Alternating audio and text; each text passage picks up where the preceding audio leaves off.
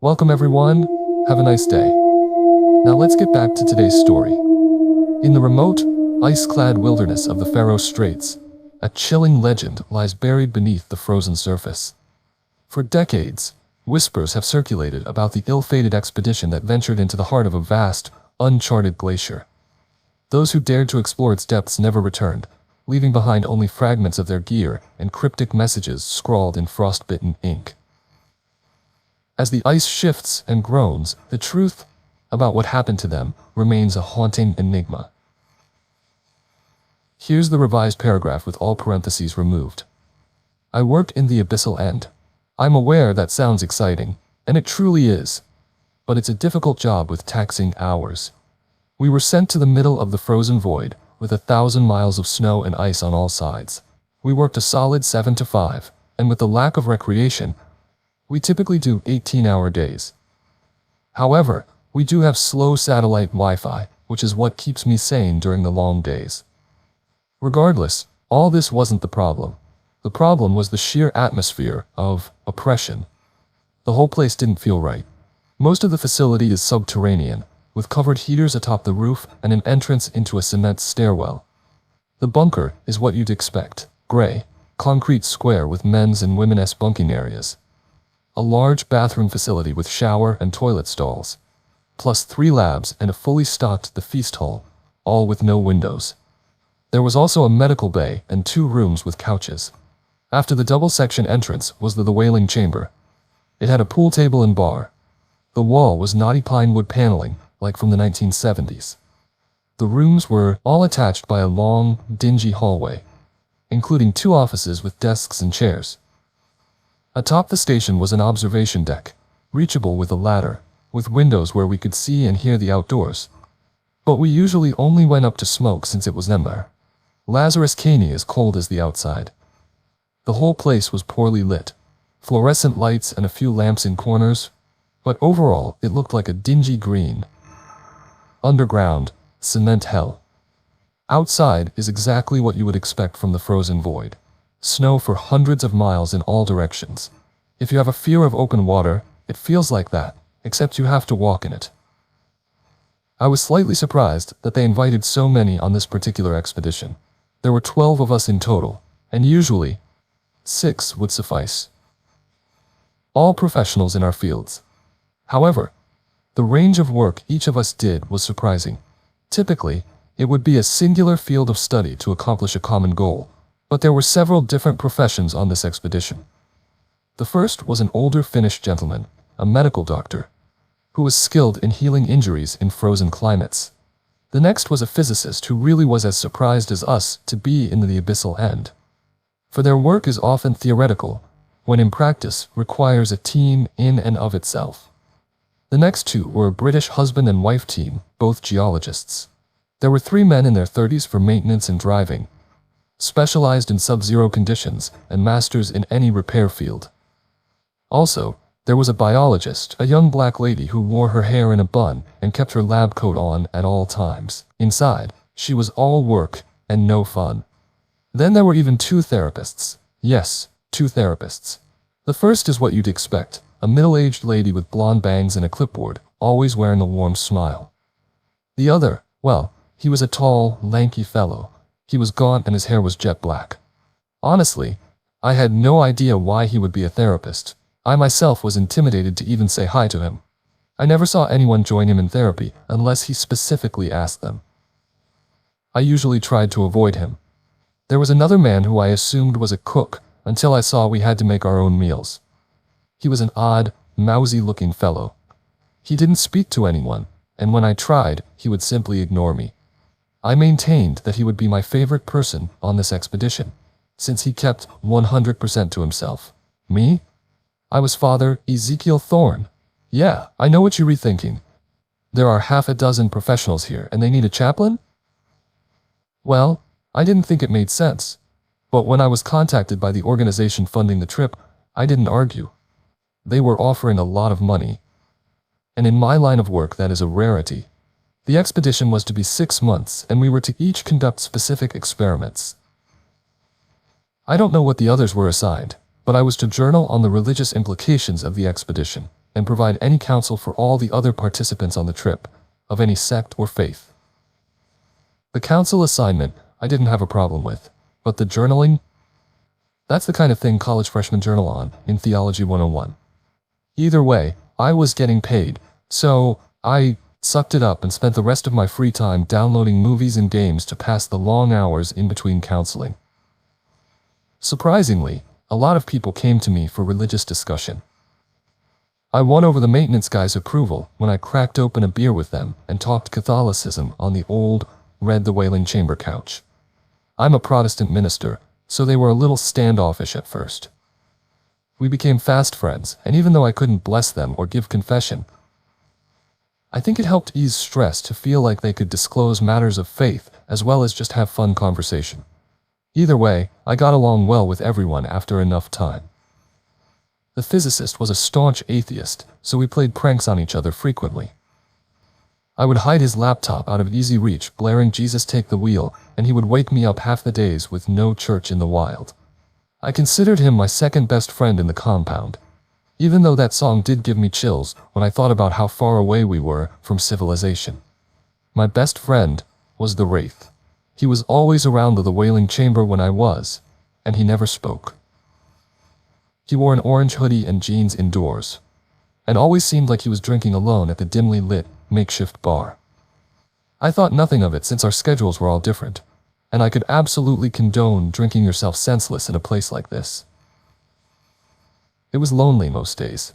We did our own thing at our own stations, often eating lunch there. Frozen meals or MREs usually. I did spend quite some time talking with the doctor. He was a Buddhist, so we spent many mornings meditating in his medical station under the buzzing fluorescent lights. He said that the place gave him an odd feeling. It was hard to be centered here in this cement brick, buried in the snow. It did get to me after a while. When I was alone and the lights were quiet, I swear I could hear whispering. After one particular incident, where I swore I heard clear words, I started wearing headphones. They helped quite a bit with filling my ears with noise and blocking out the outside world. Once a week, supplies were dropped in from the coastal base hundreds of miles away. We restocked the cigarettes, whiskey, and other non-essentials like food and water. I say that to point out whoever was paying for this was dropping serious money. I never met the main client. Rather, I was contacted through their representatives. Apparently, the man funding it was very wealthy, very driven, and very religious, and he was highly invested in this expedition. He wanted a success, but no one knew his goal with this ordeal he was funding. Also, once a week we would go out in the snow rover, a giant SUV that could ride over the snow and ice. We would take samples of the ice and examine a previous dig site from the last crew. I could not imagine the crew that had to come all the way out here to build the facility, but I bet they got paid crazy money. Some days we would all go just to get out and see the sun.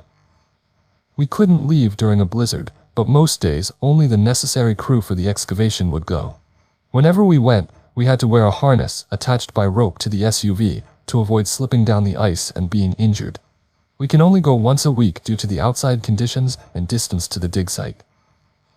I mention both of these to say that we were alone out here, and if a plane came Monday, then we had 7 days until it returned. Here's the revised paragraph with all parentheses removed. Then was the first big shift. It was exactly 2 months in the base. The team who left that day were the geologists. Dr. Asha Ravenwood with one maintenance man to drive and man the harnesses. They left in good spirits and remained at the site for hours. However, they returned. Shaken. They burst in the door while I was in the Wailing Chamber with the therapist, and we immediately noticed the fear in their eyes. The lady geologist ran to the couple's room without saying a word. Her husband chased after, calling her name. We asked what happened, and noticed Dr. Asha Ravenwood was crying. Dr. Silas Blackthorne entered the room like a ghost, and without a word, he ushered her into his office and closed the door. The doctor burst in and boomed, "What on earth is going on?" "I don't know," said the first therapist. She was anxious, as was I. "Wait, where's the car?" I inquired, Opening the door to the outside, I saw nothing but our flag, a long set of footprints, and miles of ice gleaming in the sunlight. We sat for what felt like hours in the whaling chamber. All of us who didn't go on the field expedition, that is. The others were in the tall therapist's office. Panicked voices could be heard behind the door. Finally, they all exited. The geologists went to their room without saying a word. Doctor. Asha Ravenwood sat in one of the empty folding chairs. The therapist stood behind her, hands on the back of her seat. Lazarus Caney been crying since she returned. We got there ahead of schedule, she started, gathering her composure. The dig site. We arrived at 700 instead of 8, so we got to work. Miss Lazarus Caney. At first all was fine. Malachi was in the SUV minding the harnesses. I was chiseling away at a small patch of ice when I heard the others call from below. We looked at her, hanging on her every shaking word. She continued. I slid down to the base of the hole. About 30 meters down, I think. They had struck a hard surface. We all dug together and pulled out a massive lockbox. Immediately we assumed it was left from the last dig, but the design was old.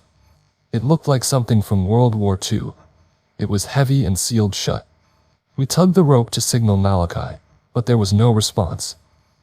We started calling out for him, but he never called back. We couldn't see him from our vantage point. After a solid 10 minutes of screaming, we made our way up the hill using our tools. We used an extra length of cord to pull the box up. It took all three of us, but we got it up. When we reached the top, Malachi was nowhere to be found. We searched the perimeter for well over an hour, but with maximum visibility, we would have seen him. We checked for holes in the ice and signs of footprints, but his Mr. Lazarus Caney tracks never left the side of the SUV. We loaded the box in the back and kept searching. We noticed something then. Something we absolutely should have seen already. When we climbed atop the vehicle for a better vantage point, we saw a massive, single message in the snow. Run. We looked at her in disbelief. The mutual feeling of sympathy and that I could research better people tend to have. She started tearing up again. We panicked. We drove away. But none of us can operate a vehicle designed for snow and ice. We crashed into a massive pothole about a mile south of here. We left the car and walked back. The find is still there, and Malachi is somewhere in that deserted wasteland. After this, she broke down in sobs and left to the tomb. Malachi hadn't answered a single radio call or even made an attempt at reaching us. The dig site was an hour's drive from our base, and we were thousands of miles from any other researchers. We were essentially powerless to do anything. First things first, said one of the other repairmen. We need to get our ride back. He suited up. Then he and the other maintenance worker left on a snowmobile designed for short distance. Now, I don't know how they did it, but they managed to bring the SUV back safely in less than an hour. By now it was getting dark, and the search for Malachi would be too dangerous to continue tonight. We didn't sleep that night. The Wraith didn't even come to bed.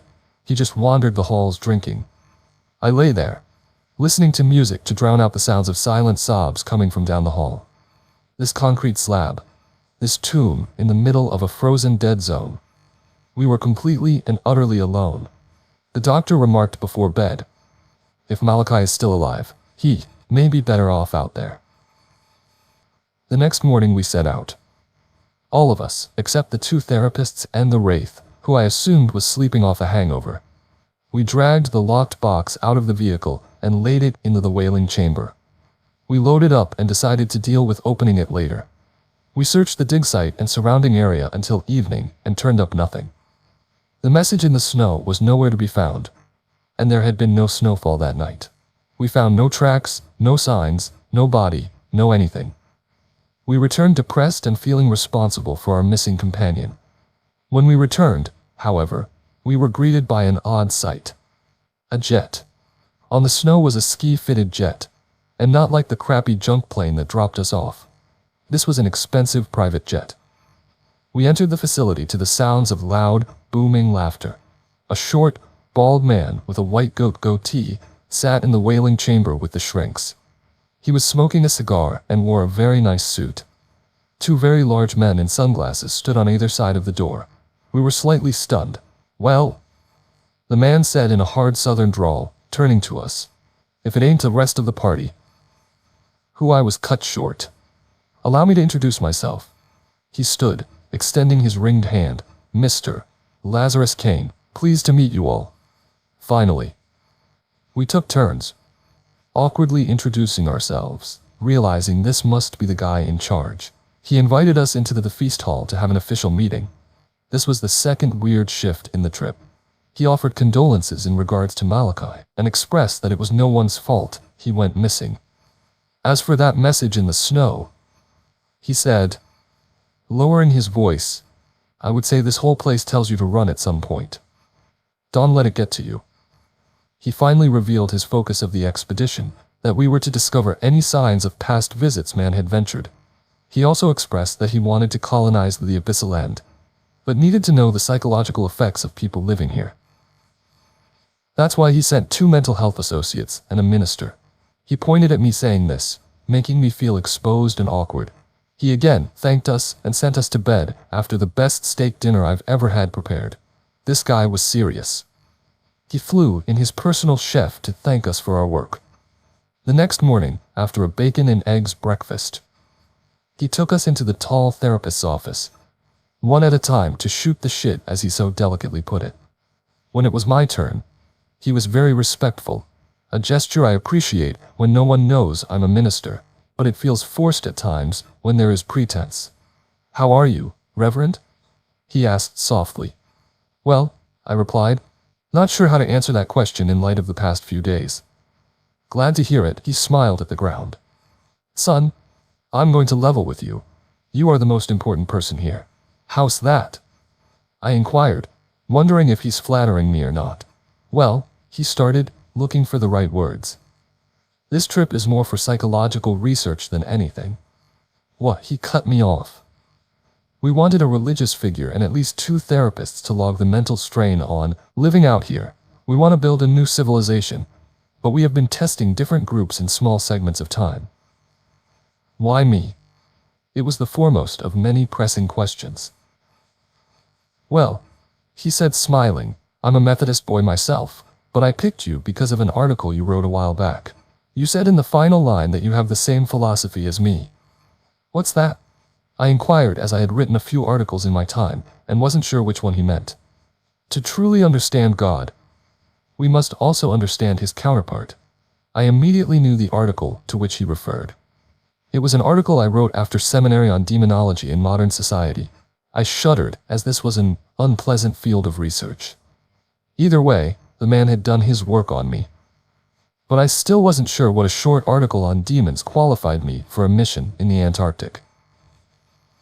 I left the room with Mr. Lazarus Kane, and we proceeded to rejoin the others.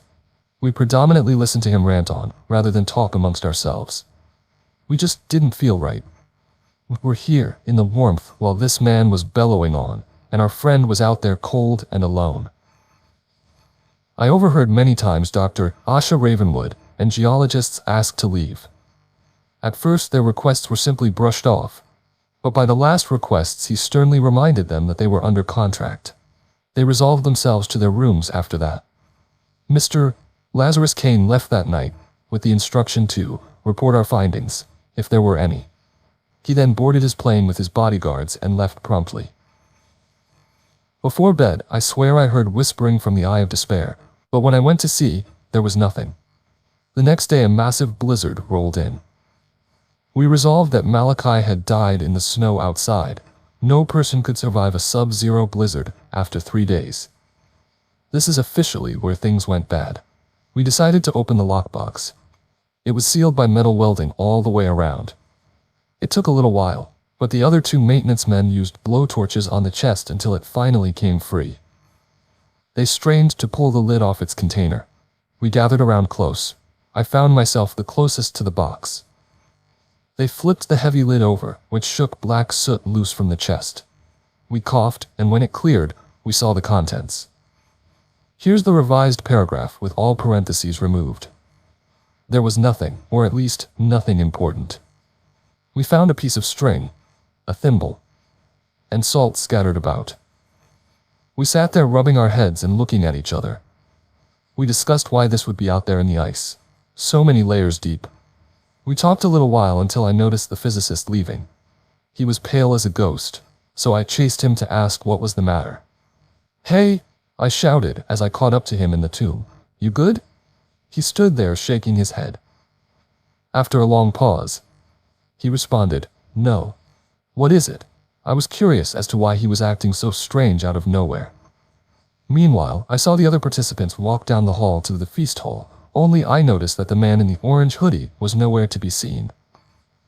My thoughts were shaken when the physicist spoke up. "Did you see the word on the lid?" he asked, quietly. "No," I was confused. "I must have missed it. Can you read Hebrew?" he asked, choking back tears it sounded. "No," I replied, "I studied Greek." "Wait, can you?" "Yeah, I'm Jewish, or was. I can read well enough Hebrew at least." His voice shook. "I wish I couldn't." "What did it say?" "Debuk," he said as a tear rolled down his face. I had never seen him like this before, and frankly, I was a little scared. "You can buy into that." "No," cutting me off. "You know as well as do that this place is wrong. It does things to you." God, the first week I chased footsteps around the shower every morning, only to realize I was alone every single time. "Listen," I placed my hand on his shoulder, "we were going to be okay." I wish I could say I was telling the truth, but that box did have some sort of weird feeling around it. That night around 2 a.m., I awoke to the sound of footsteps. They were so loud I heard them over my headphones. I went to check around, and no one was awake besides me. I heard soft sobbing from the couple's room, but knew better than to disturb them. They had it pretty rough right now. As I returned to my bunk, I walked by the feast hall and caught something awful. I turned to see the most horrendous sight I have ever seen. All the chairs and tables were scattered and flipped. Food was smeared all along the walls and ceilings, and utensils and appliances were scattered about. In the center of the floor was a massive, rusted steel cross, and nailed to it was Malachi. He was soaked from head to toe in blood, and his eyes looked as if every vein had burst. Barbed wire covered his arms and legs, and nails were driven through his wrists and ankles. He was bald and thin, and when we made eye contact, he shook violently. Then he shrieked through spattering blood. Belphegor. Now was my turn to lose control. I fell backward and slid on the tile. I must have been screaming my lungs out, for everyone poured into the hallway, asking in confusion what was happening. I had urinated. I pointed to the feast hall through tears and panicked breaths. The inside was totally normal. Nothing was out of place. No cross. No Malachi. No destruction. The last thing I remember was showering and opening a bottle of Malachi. It was only 3 hours later I awoke in the wailing chamber, covered by a blanket. Ophelia Vane, the therapist, was asleep on the opposite couch. She was sweet through all of this, and I'm sure she was disappointed in my lack of professionalism. I was still drunk when I stood. Everyone was still asleep, and the blizzard still blasted our compound. I wandered the hall and heard the sobbing from the couple's room again. I realized in my stupor that they may need help. I knocked softly on the door, but the crying continued, uninterrupted. Before I could knock again, I had to resolve myself to the toilet. I ran and vomited into the bowl, now feeling slightly more alert. As I stood wiping my mouth, I caught the brief glimpse of a figure leaving the bathroom. It was dark and tall, but I couldn't catch any more details. I finally had enough and returned to my bunk. I fell into a restless sleep that night, but I slept nonetheless. I awoke the next day to someone shaking my arm. "Wake up," my vision focused to see one of the maintenance men. "Power's out and people are missing." I stood groggily. He turned to the hallway, where I could hear voices into the feast hall. I saw the only other person in the room was the physicist. He was facing away towards the wall. "Come on," I slurred. He didn't stir. He just laid there. I only left because I saw him breathing. I walked into the feast hall. It was lit by emergency candles on the tables, where I saw Asha Ravenwood, Ophelia Vane, the doctor, and the 2 maintenance men. Counting me? This was less than half our original group. They turned, and the other maintenance man said, "Well, look who it is. You gonna scare the hell out of us again?" I didn't smile or disagree. I just sat beside the doctor and asked where the geologists were. "They won't answer their door," Ophelia Vane said, her age truly beginning to show in her tired, drawn eyes. "Silas Blackthorne as well is missing. We're going to leave," chimed Dr. Asha Ravenwood, "as soon as the blizzard dies down. Fuck their contracts. How? We're 1,000 miles from the nearest base," I felt negative for saying, but I didn't want to risk certain death for a little cabin fever. "Well," chimed the man who woke me, "we have a massive sled we'll load with every tank of gas. Then we just have to get within 50 miles to the nearest base to be within radio contact. We have GPS, we'll drive in shifts, and we'll take our time as to avoid pitfalls." "Is this agreeable?" asked the doctor. Everyone nodded in agreement. "In that case," he continued, "I suggest we spend the next few days together, hoping the missing members return, and if not, then we will beg their forgiveness in hell." I spent the day sitting in a daze. I just had no clue why we were all so distraught. We all layered up in the dark and hunkered down. We made small talk in an attempt to fill the void. The dancing candlelight played tricks on our eyes, and the dark was oppressive. The 6 of us sat there, just sitting, just waiting. Finally, around 6 p.m., Dr. Ophelia Vane suggested we check on the geologists. We stayed close down the hallway and heard the sobbing. It was softer but still present. Dr. Ophelia Vane knocked, waited, knocked again. Then she shouted she was coming in, but the door was locked. The maintenance man began pounding his fist and threatened to break in. He took out a kerning and picked out a key. It fit the door and he slowly opened it to the bedroom.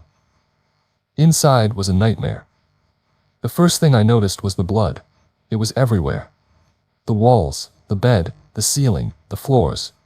It covered the lamp and bathed the room in a deep red. On the bed was the male geologist. His eyes were wide open in shock and his mouth hung agape. His throat was torn out and his leg was chewed to the bone. His wife sat beside him with her back to us. She turned, covered in blood herself. She was crying and chewing. She sputtered the bloody meat while sobbing. Her expression turned from sorrow to one of pure, unadulterated rage. She contorted her mouth to scream, but only a hoarse gargle and bits of flesh came out. The maintenance worker closed the door, and we all panicked in unison. "Get the door," the doctor shouted. We followed him to the kitchen and pulled tables in front of the door. We piled enough furniture to board that animal in her cage. We returned to the wailing chamber. Everyone was crying, and Dr. Ophelia Vane was in the fetal position shaking uncontrollably. "We leave tomorrow," huffed the doctor in between shudders. The blizzard still raged outside. I swear, at times the wind was so loud I felt like it mocked me. I must have fallen asleep at some point because a massive blast woke me. I looked up to see others jumping to their feet. Here's the revised paragraph with all parentheses removed. We got ourselves to the ladder and climbed to the Eye of Despair. Outside, we saw blackness expanding, all except for a large patch of light a few meters away. Through the whiteout conditions, we could make out fire. The SUV was in flames, gas tanks stacked around it. Atop the flames was a person. Upon closer inspection, I could see it was naked and dancing. "Oh God." Asha Ravenwood lifted her hand to her mouth. "Ophelia Vane?" It was Dr. Ophelia Vane. She was naked and being burned by the flames. Her howls echoed through the dark storm. We watched as the fire consumed her body. She shrieked and screeched until she finally fell, remaining silent forever. We walked downstairs, feeling hopeless. We sat in the dark of the wailing chamber, and no one spoke until morning. The physicist was still in bed, trying to ignore everything. But at this point, I knew he was too far gone. The footsteps were loud in the unoccupied rooms. But at this point, I had given up. If I was to die here, then so be it. We huddled in blankets and coats against the wall. We sat and cried. A candle in front of our feet was the only light source. I closed my eyes tight so as not to see the dark shadow pacing the room in front of us. The next morning, the power returned. The lights were flickering, and we stood slowly in the dim, intermittent glow. I heard music playing in the showers. We all walked together and looked inside. Within was the song "Jesus Take the Wheel" being played on loop from an MP3 player. We walked into the dull gray room and saw the physicist naked, sitting on the floor in front of the iPod player. Blood appeared to be running into the drain beneath him. He slowly turned his head to me. He held up his left hand to his lips and hissed a long, "Shh." "God," said the doctor. He slowly approached the bloodied man, attempting to keep him calm.